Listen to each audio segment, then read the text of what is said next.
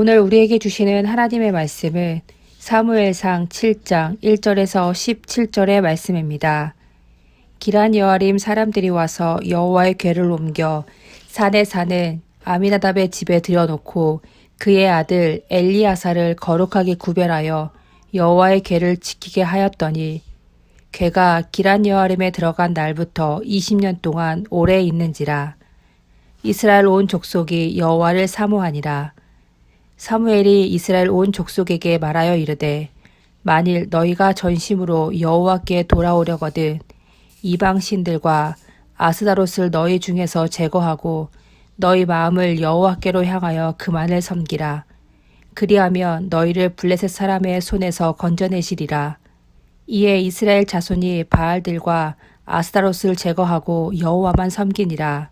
사무엘이 이르되 온 이스라엘은 미스바로 모이라. 내가 너희를 위하여 여호와께 기도하리라 하매 그들이 미스바에 모여 물을 길어 여호와 앞에 붓고 그날 종일 금식하고 거기에서 이르되 우리가 여호와께 범죄하였나이다 하니라. 사무엘이 미스바에서 이스라엘 자손을 다스리니라.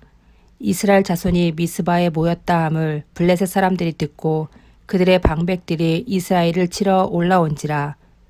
이스라엘 자손들이 듣고 블레셋 사람들을 두려워하여 이스라엘 자손이 사무엘에게 이르되 당신은 우리를 위하여 우리 하나님 여호와께 쉬지 말고 부르짖어 우리를 블레셋 사람들의 손에서 구원하시게 하소서 하니 사무엘이 젖먹은 어린 양 하나를 가져다가 온전한 번제를 여호와께 드리고 이스라엘을 위하여 여호와께 부르짖음에 여호와께서 응답하셨더라. 사무엘이 번제를 드릴 때 블레셋 사람이 이스라엘과 싸우려고 가까이 오매 그날에 여호와께서 블레셋 사람에게 큰 우레를 발하여 그들을 어지럽게 하시니 그들이 이스라엘 앞에 패한지라. 이스라엘 사람들이 미스바에서 나가서 블레셋 사람들을 추격하여 벳갈 아래 이르기까지 쳤더라. 사무엘이 돌을 취하여 미스바와 센 사이에 세워 이르되 여호와께서 여기까지 우리를 도우셨다 하고 그 이름을 에베네셀이라 하니라.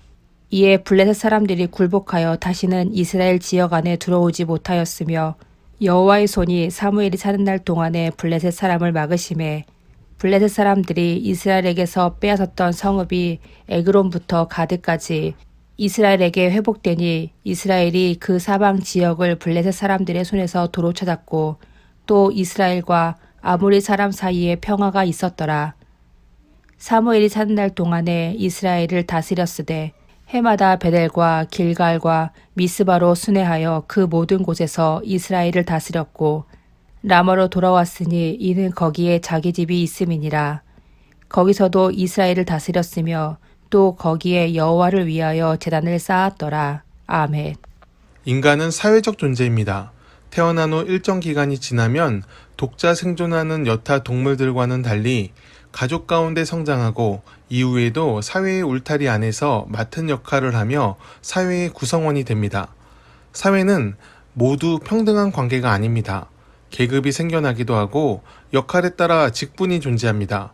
그중 리더십을 가진 지도자의 역할이 중요합니다. 지도자는 먼저 된 자로서 구성원들을 옳은 길로 인도하고 비전을 제시하며 보다 나은 내일을 열어야 할 책무가 있습니다. 사무엘이 그런 지도자였습니다. 패역한 엘리의 시대와는 달리 사무엘은 하나님 앞에 바로 서고자 했습니다. 그 첫걸음으로 온 이스라엘에 회개를 선포합니다. 우상을 제하고 정결한 마음으로 미스바에 모여 금식 기도를 드립니다. 이것이 사무엘이 제시한 비전, 하나님만 섬기라입니다. 오늘날 교회에서도 비전은 중요합니다. 그래서 많은 목사님들이 비전을 선포합니다. 비전 2020, 비전 2040 등을 외치며 새로운 성전 건축, 젊은 세대를 포용하는 시스템 등을 제시하며 성장 동력을 만들려고 애씁니다. 하지만 한번 생각해 볼 것이 있습니다. 진정 교회가 제시해야 할 비전은 무엇인가입니다. 교회의 외형과 숫자를 키우는 것이 비전이라 할 수 있을까요? 세상에서 말하는 번영의 기준을 교회에 가져온 것에 불과하진 않을까 고민해 보아야 합니다. 사무엘의 비전은 하나님만 섬기는 것이었습니다. 하나님만 섬길 때 다른 모든 것이 회복됨을 믿었습니다. 잃었던 은혜의 능력이 살아나고 잃었던 하나님의 마음을 회복합니다. 곧 하나님과 동행할 때 다른 모든 삶의 열매들이 회복됨을 믿었습니다. 하나님만이 비전이었고 그 비전 안에 다른 모든 것이 다 있었습니다. 그렇기에 사무엘은 하나님께 모든 것을 걸고 금식을 선포합니다. 블레셋이 쳐들어왔으나 그것이 하나님 앞에 못 나가는 이유가 되지 않았습니다. 하나님 앞에 온전히 설 때 모든 문제의 해결이 있음을 믿었기 때문입니다. 그들은 블레셋의 침략을 막아달라고 하나님께 기도를 드렸고 주님은 그 기도에 응답하셨습니다. 홈리와 비느하스 때의 이스라엘은 하나님을 의지하지 않았습니다. 의지하는 척했을 뿐 미신적인 법궤의 권능을 바랐을 뿐입니다. 믿음이란 하나님께 나아가는 것입니다. 주님께서 정하신 방법으로 순종하며 하나님 앞에 서는 것이 믿음입니다. 가끔 저는 어떤 목사인가 생각해 봅니다. 생각할수록 부족함만이 크게 느껴집니다. 기도하는 시간, 말씀을 전하는 능력, 예배와 삶의 열매를 생각하면 부끄러움만 가득합니다. 하지만 단 한 가지만은 부족하다고 생각하고 싶지 않습니다. 하나님을 사랑하고 하나님과 동행하고픈 갈망입니다. 주님이 저를 사랑하신 것을 잊지 않고 저도 주님만을 끝까지 사랑하고 싶습니다.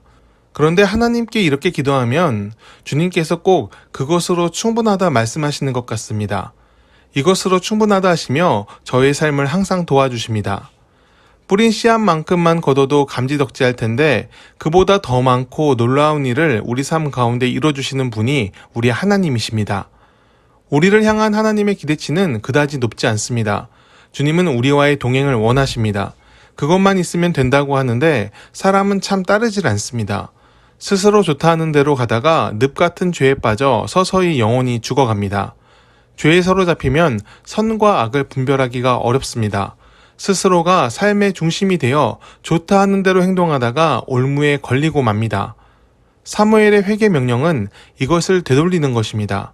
삶의 주인이 하나님임을 인정하며 주께 도움을 구하는 백성이 되라 외치고 있습니다. 큰 군대를 동원하고 법궤를 앞세워도 블레셋을 이길 수 없었습니다. 하지만 하나님께 기도하니 이번엔 블레셋을 이겼습니다. 한 번의 승리였으나 이 승리로 평화가 임했습니다. 전투에서 이겼기 때문에 평화가 온 것이 아닙니다. 하나님께서 평화를 주셨기 때문입니다. 누구든지 하나님을 의지하는 자는 구원을 얻습니다. 그 마음에 그리스도의 평화가 임할 것입니다. 주님을 온전히 의지함으로 하나님의 평화를 얻는 우리 삶이 되기를 축원합니다. 기도하겠습니다. 하나님, 전적으로 하나님을 의지하는 사람이 되게 하옵소서. 미신처럼 형통만을 위해 주님을 이용하는 사람이 아니라 하나님의 마음을 알고 순종하며 동행하는 사람이 되게 하옵소서. 연약하나 하나님을 의지함으로 강함을 입게 하시고 세상 가운데 하나님의 열매를 맺는 사람이 되게 하옵소서.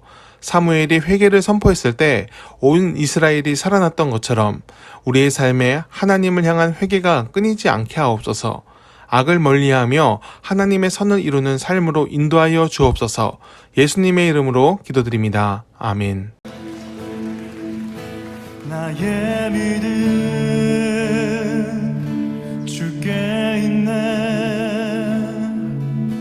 십자가 능력이 내 영광 되었네. 주께서 우리를 승리케 하셨네. 나의 능력, 나의 소망 주께 있네. 나의 믿음, 나의 믿음 주께 있네. 십자가 능력이 내 영광 되